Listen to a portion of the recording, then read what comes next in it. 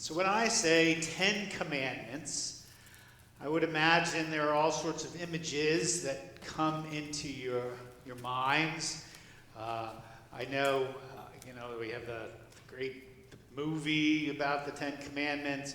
Probably many of us memorized or had to memorize the 10 Commandments when we were younger. And those of you of a certain age probably memorized them from the King James Version of the Bible, which good luck in saying them like that. I noticed at first service, I kept saying, "Thou shalt not." And I thought, I don't read that like that. That's it. When I say it, it just like comes out like that. That's the sort of, when it becomes ingrained like that, I guess it's hard to shake. And while memorizing something is a good thing, it can be helpful for us, it can also sometimes minimize the import, as if the memorization of something is really what matters. It's sort of like the books of the Bible, right? Sometimes we try to memorize all the books of the Bible, which is fine, and then we can say them, but does that mean that we understand what's in them just because we can say them all? It's like, we memorized all the capitals of all the states in the United States. Great, but does that mean we know what those cities are like? No. It's just it's something that we do. But with the 10 Commandments, sometimes we just, the memorization of it just feels like, well, all right, that's done with that, good enough. That's not, though, the intent of the 10 Commandments. It wasn't given to the people of Israel and then held as important and sacred by those people, as well as Jesus and the early Christians and Christians since then. It's not because it's a good thing to memorize. It's because it offers us a guide to how we relate to God and relate to each other. How we might best relate to God and relate to each other. To get to the idea of the 10 Commandments, to the depth of the 10 Commandments, sometimes too we have to shake off some of the other stuff that gets kind of connected to it. Like when you hear about a judge in Alabama who insists on putting up stone tablets in his courtroom of the 10 Commandments. I read that kind of stuff and I just want to go, ugh, really? Just because if you put these things up here, you think that people now are going to read them and pay attention to them? It's not the posting of them. It's not the words themselves, but it's the depth that they represent. It's the meaning that they're trying to bring to us that's important. And so we have to kind of put that aside and say that's not what we're talking about either. But what are we? What are we really talking about here? What is the intent? So I would ask that as we listen, we might ask God to help us hear and lead us towards what the intent of these words are. Please listen for the word of God as they are found in the book of Exodus, reading from the 20th chapter, verses 1 through 17. Then God spoke all these words. I am the Lord your God, who brought you out of the land of Egypt, out of the house of slavery. You shall have no other gods before me. You shall not make for yourself an idol, whether in the form of anything that is in heaven above, or that is on the earth beneath, or that is in the water under the earth. You shall not bow down to them or worship them, for I, the Lord your God, am a jealous God, punishing children for the iniquity of parents to the third and fourth generation of those who reject me, but showing steadfast love to the 1,000th generation of those who love me and keep my commandments. You shall not make wrongful use of the name of the Lord your God, for the Lord will not acquit anyone who misuses God's name. Remember the Sabbath day and keep it holy. 6 days you shall labor and do all your work, but the seventh day is a Sabbath to the Lord your God.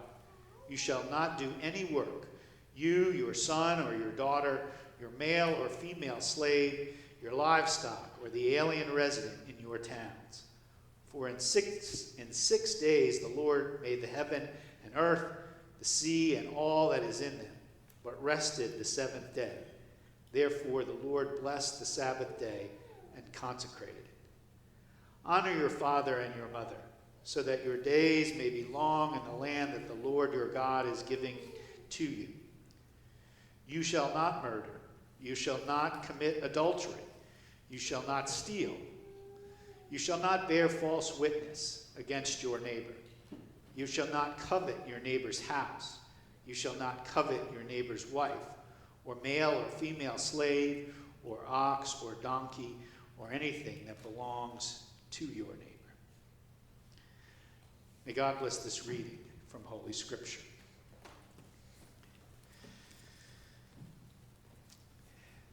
Maybe one of the ways that can help us look at this group of teachings in a different way is to call it by what it was probably referred to in the original Hebrew, which is the Decalogue, or the 10 words.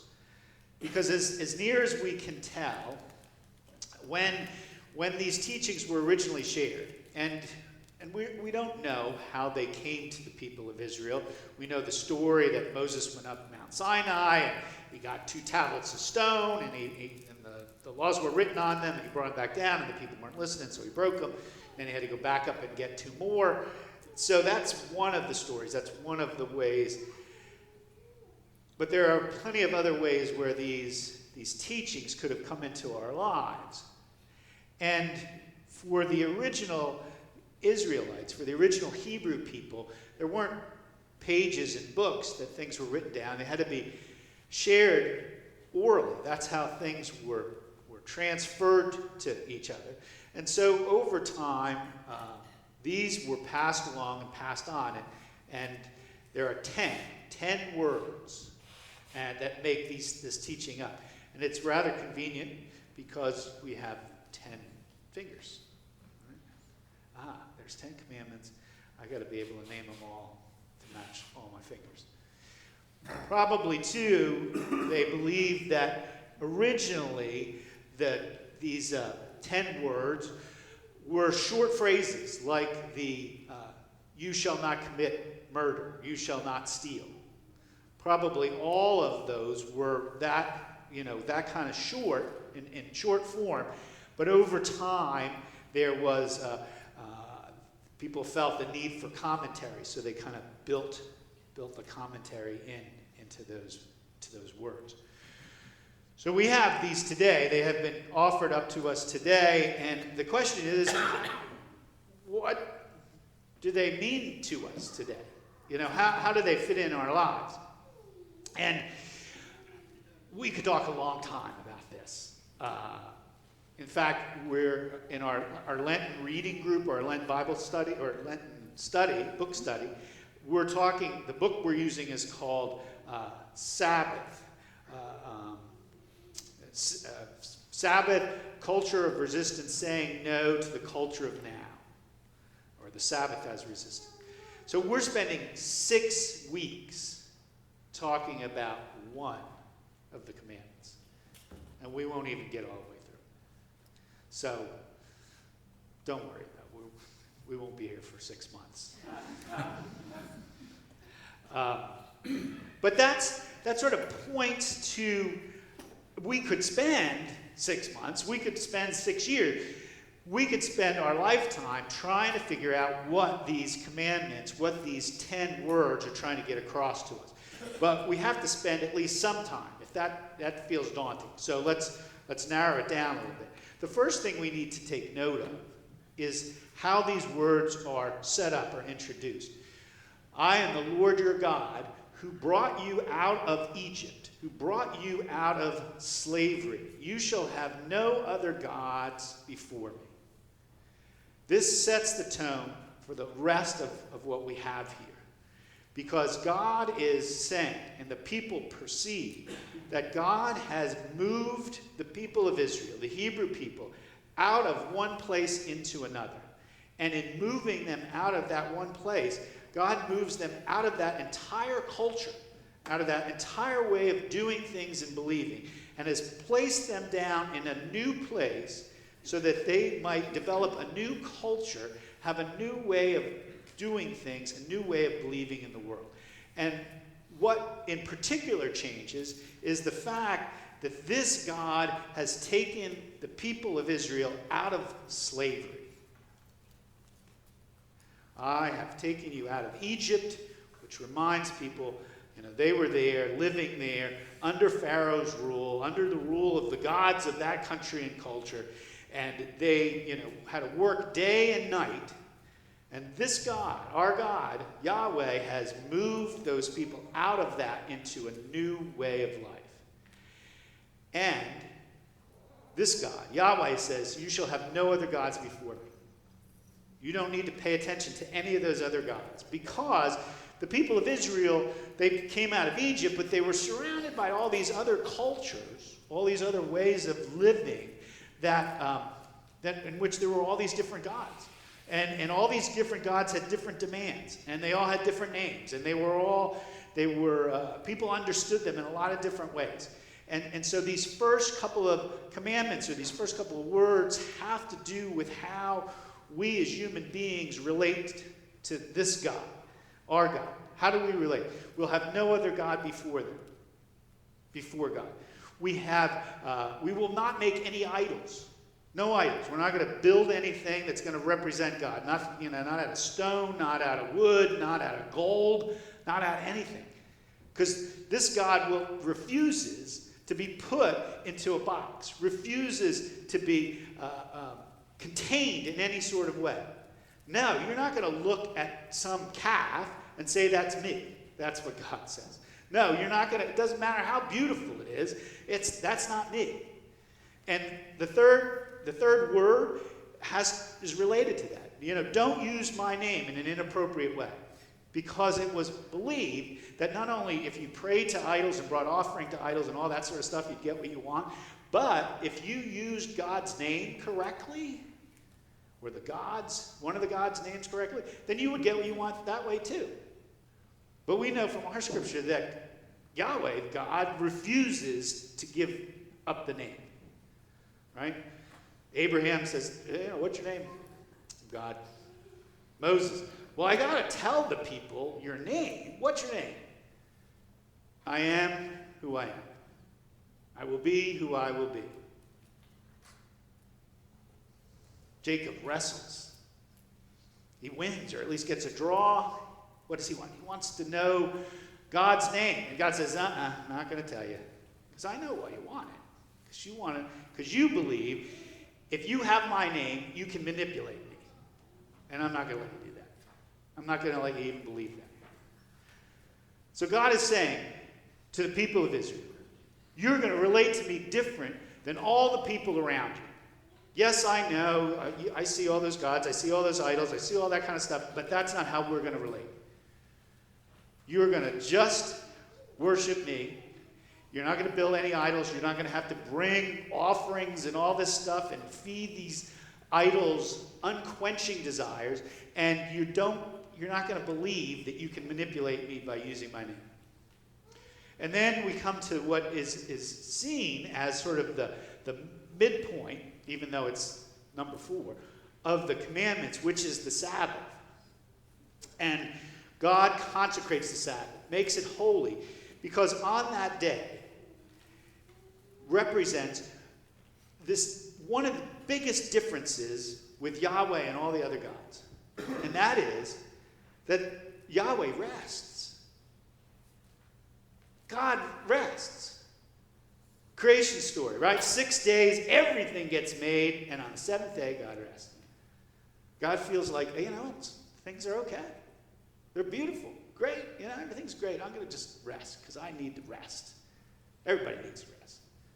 If I have to rest, then you human beings who are less than me, you need to rest too. So we're going to call this Sabbath, and everybody gets off. Not just you men, everybody. Your wife, your male and female slaves, even your ox, everybody gets the day off. because we can trust each other. You can trust me that I'm not going to demand that you got to work 7/24, and you need to believe that I will still take care of you, even if you don't work all that time, that your needs will be met. And that moves the point of these words, these commandments, from our relationship to God into our relationship with each other. And so we have the Sabbath, and then we have honor your father and your mother, and then we have don't murder, and don't steal, and don't commit adultery, and don't lie, and don't covet all your neighbor's stuff. So what we have is a setup here of how the people of Israel and everyone else who seeks to follow God after that, how we are to relate to God and how we are to relate to each other. And we go, okay, good, there we go. There are 10 words that we can live by. But of course, we're never quite sure what this actually means, so we need more rules and regulations, and so human beings get even more involved. Not only have they tried to discern what God has been saying, but, we're going to throw a few more things in here. And by the time we get to Jesus, have been all sorts of things tagged onto this, so that he has to, say to folks that it's okay to heal somebody on the Sabbath, or it's okay to feed somebody on the Sabbath, because, the Sabbath was meant for human beings to learn to rest, and that they can trust God not take care of someone who has a need. So we fast forward to today. We have, we have these wonderful 10 words. We have these wonderful commandments, and we've memorized them, so we're good. Because, how does it really apply to us? Because, life's okay, so we kind of have to, listen, okay, we'll pay attention, okay, except for the fact that we don't realize how far we've gone from actually paying attention and trying to follow these 10 words. We don't think that we worship any other gods other than God. But is that really true? Do we give our devotion, do we give our time and energy, our best effort to anything else other than God? Oh, yeah, maybe we do. Well, there's work, and then there's family, and then there's my golf game. What do we worship? Do we not have any idols? Well, we have our sports idols, but we kind of outgrow most of them. And then there's the entertainment idols, and then maybe the political idols, and then we have all these people that we sort of we grant the ability to say and do anything they want, and we'll believe them. Oh yeah, maybe we do have a few idols in our lives. Well, we don't use God's name inappropriately, or don't we? Oh God, please, please, please, if you let me do this, if you help me with this, I promise I will do anything you want for the rest of my life. And then there are the more serious prayers when, a loved one's ill, or something terrible has happened, and we're asking God to change it. And we still, we're trying to move that or change that. And there's a very fine line between praying to God and asking that God be present, and asking for God to do what we want to do, we want God to do. And we have to be very careful we don't cross over that. And then the Sabbath. Well, of course, we all observe a Sabbath, right? We don't do anything on the Sabbath. None of us. We take the time off. We focus on our relationship with God. We're always, yeah. we can clearly say, that one we're not doing. Honoring our father and our mother. And you know what, this is a really radical one, though you don't think about it so much. But the fact that the mothers also got honored in the same way that fathers did was a radical break for a very patriarchal society, as a very patriarchal world at that time. And, you know, so I would say we try, right? We try to honor our parents. But sometimes we go to the extremes there, you know? Sometimes we just do whatever our parents say, regardless of whether we believe what they're saying and doing is right, or sometimes we just choose to ignore everything they say.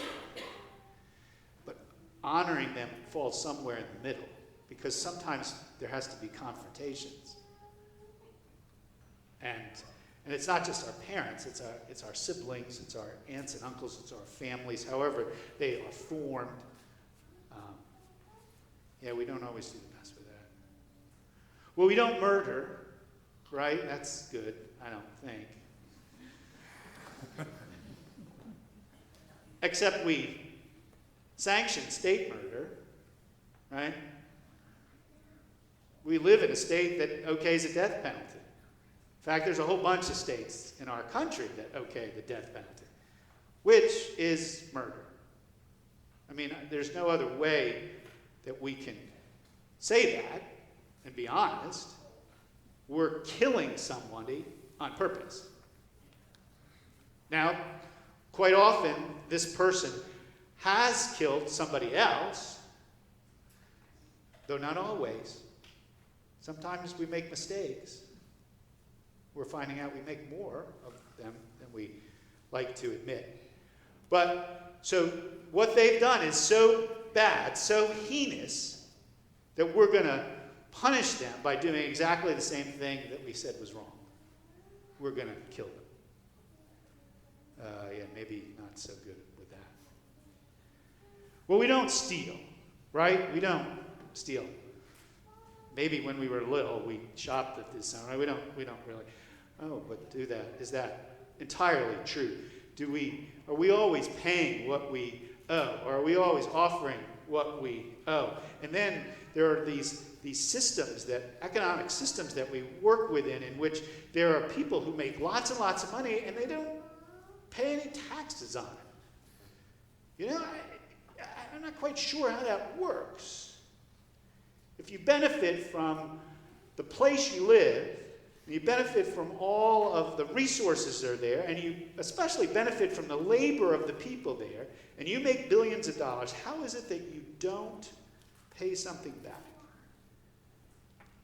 Kind of seems like stealing to me. All right, so maybe we have a little bit of a tough road with that. And then there's the adultery piece. And again, I don't think.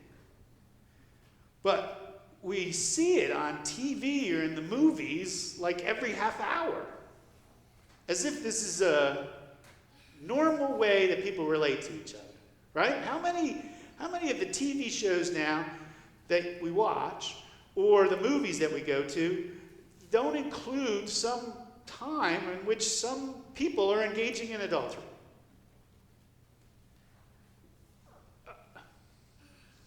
All right, so maybe we don't personally, but it sure seems like there's a whole lot more of it happening, or there's a shift in this, that it's okay somehow that people would break the promises they make to their loved one.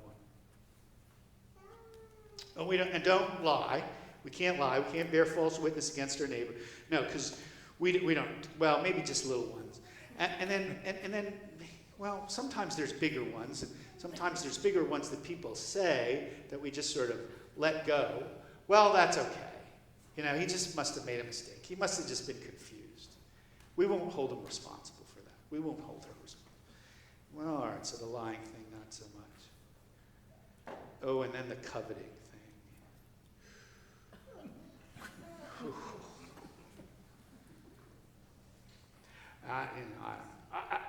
From personal experience, I mean, I fail at this like every day. You know, I don't even realize it to the extent that it affects me. But you know, I get in my car and I look in the parking lot, the Martech's here, and I saw their brand new Prius that they had, the Prius 5. Is that what it's called? Prius 5, right? So it's a little bigger. So it's this great car, great gas mileage. Oh, I'd be doing the world great gas mileage, less emission. Boy, I really want that car. I really, really want that car. My car's really old. I don't know how much longer it's going to last. Slater's going to need something to drive, and then Lillian Becker will. I don't even think, like, do I really need a car? But I mean, that goes on all the time. Oh, boy, that house looks nice. Look at that grill out back. Ooh, look at the TV here. Look at that. I mean, we do it all the time, and we get bombarded with advertisement that says we shouldn't be doing that all the time, right? All the time. You should have what you deserve, right? You deserve it. Go get whatever you want. You want a bigger TV? Yeah, go get that. Want a vacation home or 2 or 3? Yeah, go get that. You deserve that. You should have whatever you want. If your neighbor's got it, you should have it. You should have a nicer one than your neighbor, right?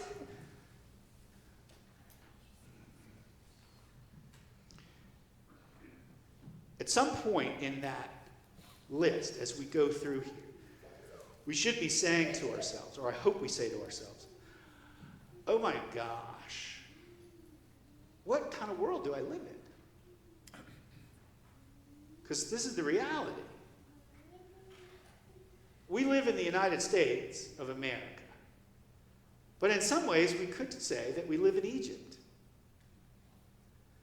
We are free to do so much. We are so privileged in that way.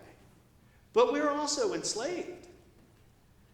We're enslaved not by chains, thank God, or not even by title, thank God, but we're enslaved to forces and influences in our culture that we don't give credence to.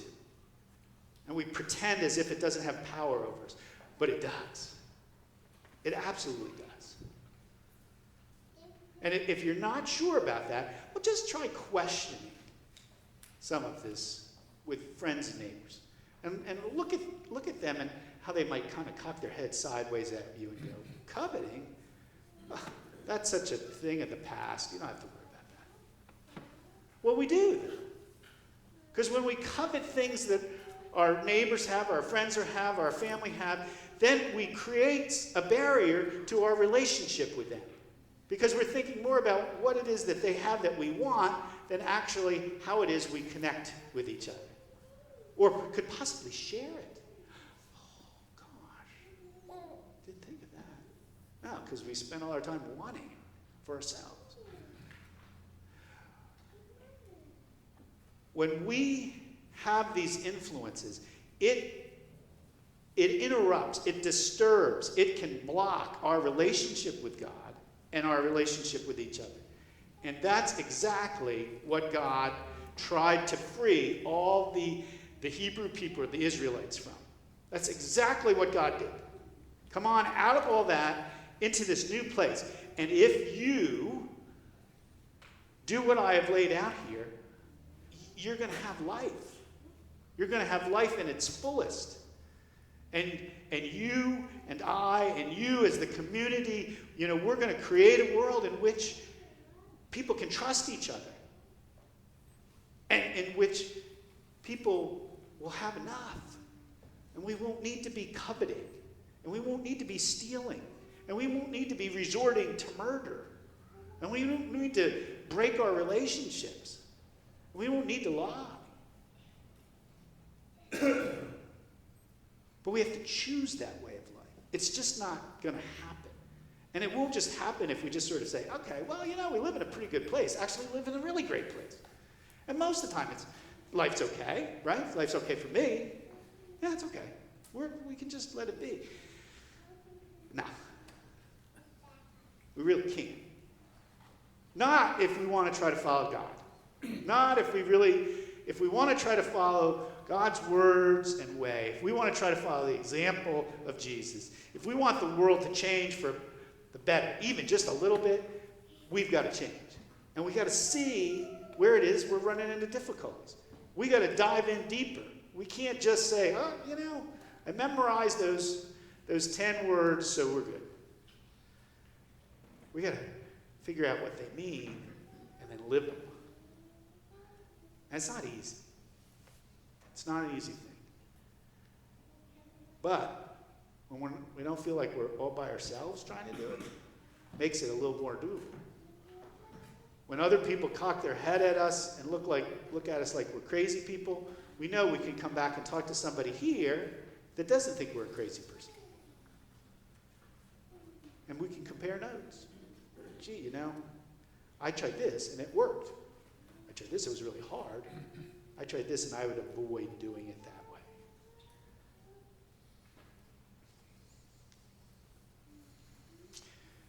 These words, these 10 words, are an offer to us. They're an offer to organize our lives in such a way that our relationship with God becomes primary. And that our relationships with each other are marked not by my greed and our own desires, but rather by a trust and an appreciation of each person as an individual and what we can do together to form a world in which all have enough. It's our choice. Shall we listen?